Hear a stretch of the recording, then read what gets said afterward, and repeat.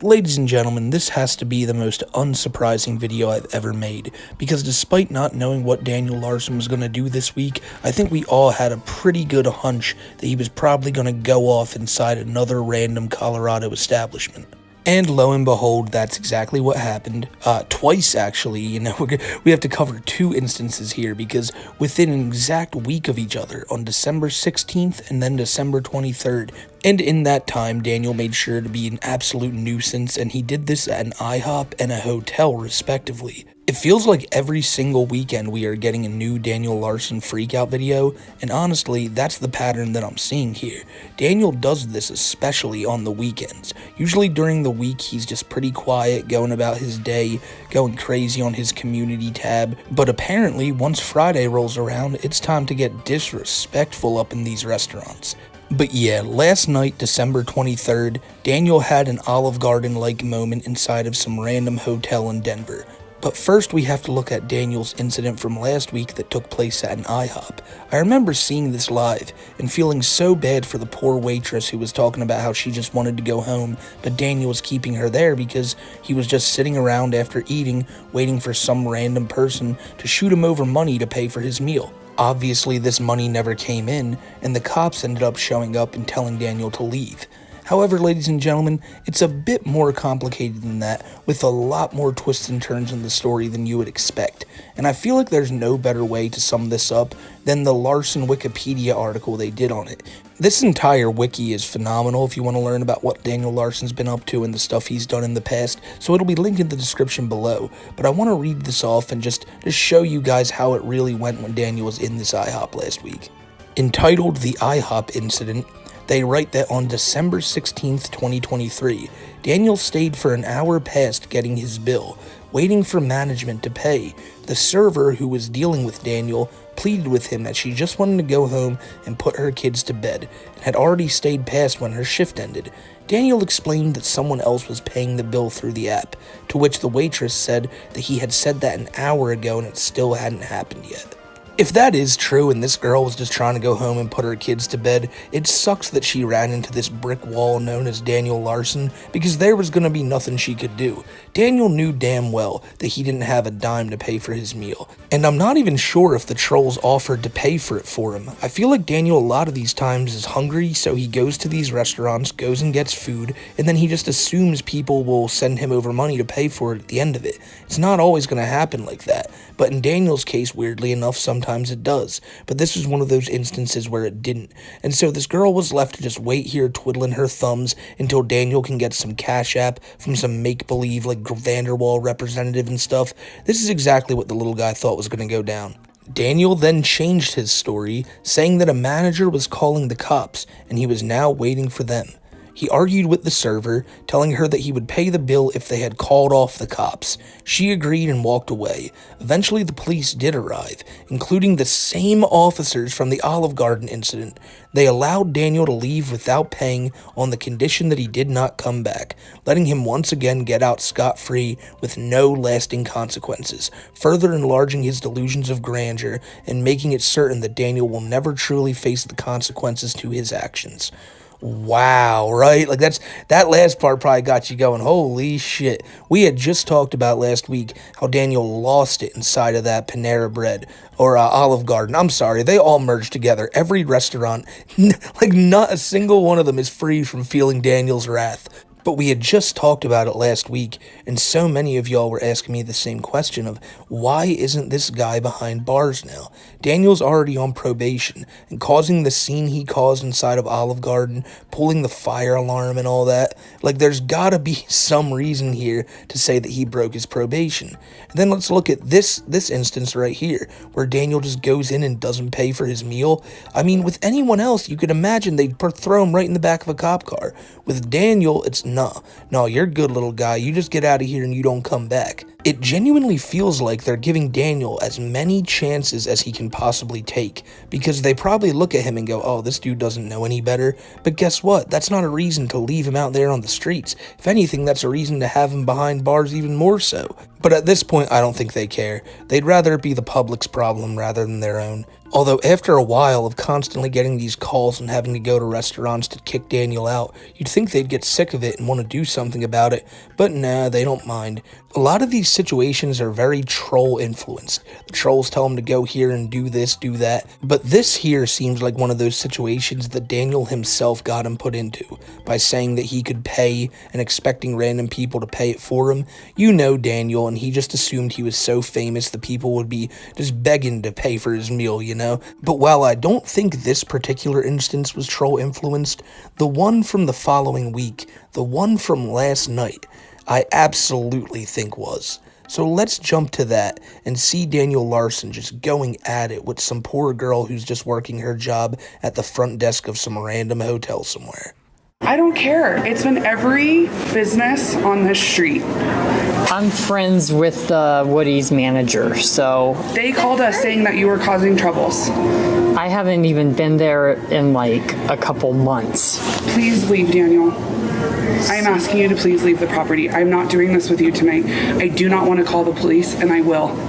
Okay? Like, why You're would not you... allowed on the property. Why would you call the police on me if I'm not doing anything? Because I've asked you to leave. And But we have had multiple people come and tell us Right. that you are causing problems in Golden, Colorado. I have people that are paying good money to stay here. I did too. I did too. You're stealing my money because I've already booked a motel room. I Did I look at the reservation that you provided me, the confirmation? I don't have anything for you. There is nothing in there. There is absolutely nothing in there. We have asked you nicely. I have... I'm going to tell you need to leave. I have proof that I booked the reservation. Let me see it. I just read it to you, like No, when I was sitting right over there. Yes. I don't care if you take a video of me for your stupid TikTok account. I'm over it, and I will have the police trespass you if you do not leave the property right now. Go ahead and trespass me. Okay, great. I'm working on This that. is uncalled for. It's not uncalled for. I have the right to refuse anybody in this building whenever I feel like it. I don't want the issues. And it's a red flag when all of Golden knows about who you are, Daniel. It's because I'm fucking famous. I don't care. I don't care if you're famous. So They're calling our business saying that you're causing trouble. And right now, you are causing my property trouble. So I need you to leave. okay, then I'll leave the fucking state of Colorado. Bye. See you later. Are you serious right now? Yes. Why? That's why you're kicked out. Get out. I'm calling the police. Get out. You guys are ridiculous. Like, just because I booked a motel room? Don't break my stuff. Don't break my stuff. Get out, Daniel. Now. Get out. Don't come back. If you come back, Then I'll leave fucking Colorado. get out. Get out. Then of I'll my leave property. fucking Colorado. Get out of my property now. Then I guess I'll violate fucking probation and leave Colorado. Goodbye. Because all this fucking town Goodbye. is reporting me. Goodbye.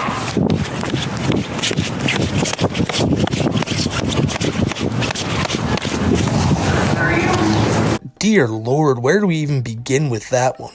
Firstly, Daniel's walking in there saying that he swears up and down that he has a reservation for this hotel. Now again, this is probably a troll telling him, hey, I booked you a night, so go to the front desk, check in, and don't take no for an answer, Daniel, because I paid good money for this. Obviously, that's just a theory, but with how persistent Larson was that he had a room there and he knew it was already paid for, it makes me think that there's no reason he would think that other than someone putting it into his head. The lady, though, the lady makes it known that everyone around the area already knows about Daniel and all of his antics. They all think that he's like seemingly recording them for TikTok as like a troll himself. Now, while Daniel absolutely does harass the public and point cameras in their face like any other degenerate IRL streamer, Daniel doesn't go out in public, I feel like, with the intention to do that. He simply gets put in situations to where he freaks out and records these people. Now, I'm not giving him any excuses. I'm just saying that he doesn't intentionally go out to do this, whereas people like, say, I don't know, Jack Dougherty or Vitaly would go out strictly to try to mess with people. And so that's what this woman basically thinks Daniel is, like one of these like shock jock TikTokers. And it doesn't take long for him to start freaking out and saying that, you know, he wants to leave the state of Colorado. That seems to be his new thing, Daniel. I think he wants a new change of scenery, and maybe all this like hectic stuff going on in Colorado, that pesky probation and all that, it's time for Daniel to get away from it. I imagine they wouldn't care considering he breaks it all the time and they do nothing about it. But when told that he's not staying there and that there's really no room for him and anything like that, as you can see, Daniel freaks out. When asked to leave the premises, he throws that sign on the ground, he tries breaking stuff. He has no types of time for anybody but himself. That girl behind the desk and these people who set up this whole hotel to look nice for the Christmas season, fuck that. I'm gonna push that over if you don't give me what I want. You know, Joe Schmo over the phone here is telling me that I got a room, so that means that I 100% got a room. Now let's be honest here. Daniel is the most gullible person on the face of the earth. I don't even know if gullible is a good enough word for it, but the fact that these guys can constantly, day by day, tell him this, that he's got a hotel, tell him to go to Olive Garden because the Vanderwall family will be waiting for him, telling him to go to New York so he can meet Grace Vanderwall. He actually did that. It's like, when is he ever gonna be like capable of realizing, hey, maybe all these guys telling me this stuff that never ends up being true don't have my best interest in mind, and I shouldn't listen to them. But he just can't plausibly do it, because I think that would go against his whole like worldview in general. He already thinks that him and Grace Vanderwall are like an item, even though this girl wants nothing to do with him if she even knows he exists. And he has to have this facade of the world he thinks he lives in, to where they're a couple and he's a big famous music artist. Now, I'm not no mental health expert, but I really think this world that Daniel thinks he lives in is because he wants to get away from the sadness of just being homeless and really not having anybody there to call a friend or anything. So if this world like view ever gets shattered, he might lose his mind worse than we've ever seen him before. But luckily, I don't think that's ever going to happen, because Daniel strikes me as the person who's going to live his entire life simply being baited to do whatever the trolls want him to do, because at this point, the internet's going to be forever, ladies and gentlemen. In our lifetime, there is always going to be people like Daniel Larson, and there's going to be people online who want to mess with them. And I think this is the time in the video where I should say to the people who troll Daniel, I get it. He's a predator, and you guys want him to face consequences for his actions. But I always implore these people, do not send him to public places. Stop putting him in positions to where he can possibly hurt other people. I get it, personal responsibility. But with someone like Daniel Larson, he never would have been at that hotel in the first place if someone hadn't told him that he had a room there. Now, can Daniel be to blame because he really just took this hook, line, and sinker and ran with it? Absolutely. But at the end of the day, it's now an unnecessary situation that these people at the hotel have to deal with, that the guy who trolled Daniel to do this could have completely avoided by just shutting his fucking mouth. Nonetheless, here we are, ladies and gentlemen. It's the end of the year, and 2023 was an absolutely insane year for Daniel Larson. I'm going to be working on a retrospective video covering his entire year, and when that's out, I hope you guys enjoy it. But for now, let me just tell y'all happy holidays, Merry Christmas, and I hope y'all have a great one, man. To you and yours, I hope all your family, everyone, all your friends, everyone has a great one this year, and that expands all the way into 2024 as well. You guys are absolute goats, and I wish you guys nothing but the best. And until the next video, I'm going to get out of here, and remember, ladies and gentlemen, no matter how bad things can be, you could always be a lot worse. You could always be Daniel Larson.